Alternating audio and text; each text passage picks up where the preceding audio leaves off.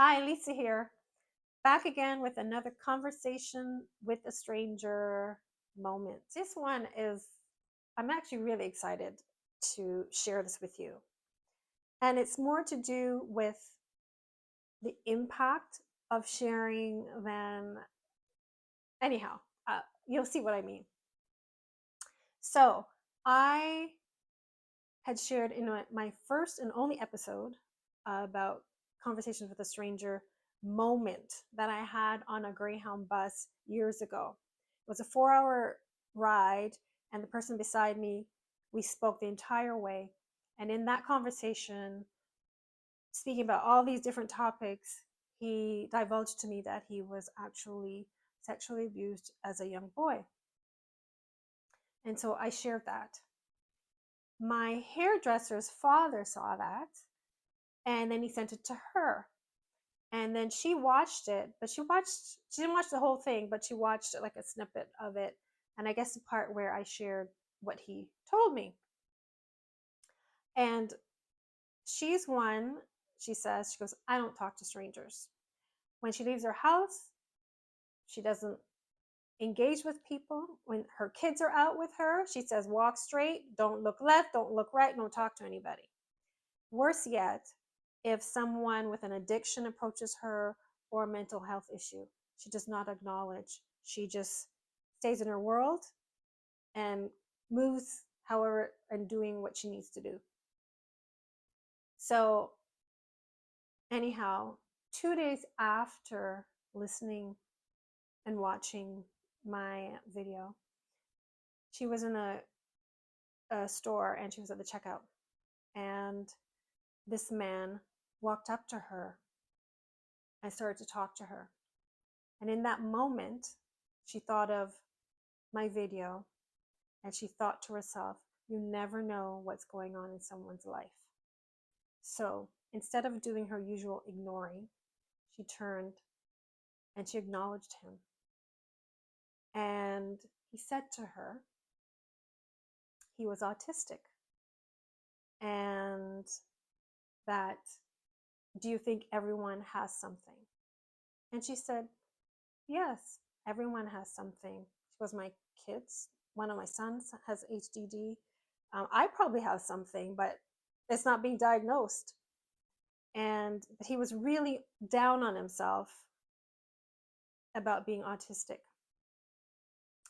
And again, she said, you're not the only one. And he said to her, I was thinking of killing myself. And my girlfriend said I should do it. And my hairdresser responded and said, don't listen to her. You need to talk to God. And there's so many people that have been diagnosed with autism. You're not the only one. So you're okay. Now, that was the conversation. We don't know what would have happened had she done her normal stuff of ignoring and not acknowledging someone who's coming and speaking with her. And we don't know what happened after that conversation. I just hope he got rid of that girlfriend, right?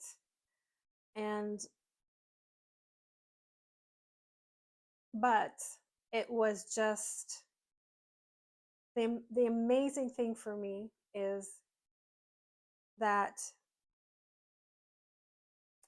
the video that I created, which I contemplated creating, I wasn't sure if I should. I went back and forth about it, but I did it. And it impacted her and her behavior and her openness and her compassion. And then that compassion and how it impacted him. We don't know. But I like to think that it was a positive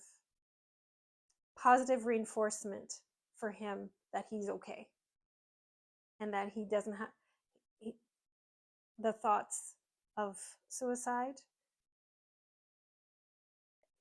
He doesn't.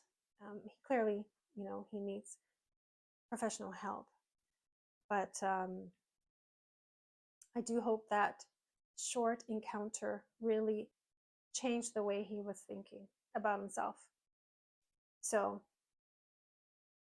you never know. You just never know the ripple effects of what you say or what you do. You just never know. And so that has inspired me to continue conversations with a stranger and sharing all these different experiences. And in fact, I'd like for you, if you have one, reach out to me and let me know of your experience so we could share it. Because clearly, sharing it, you never know how you can affect someone else's life. You just don't know. Thanks again, Lisa with Conversations with a Stranger.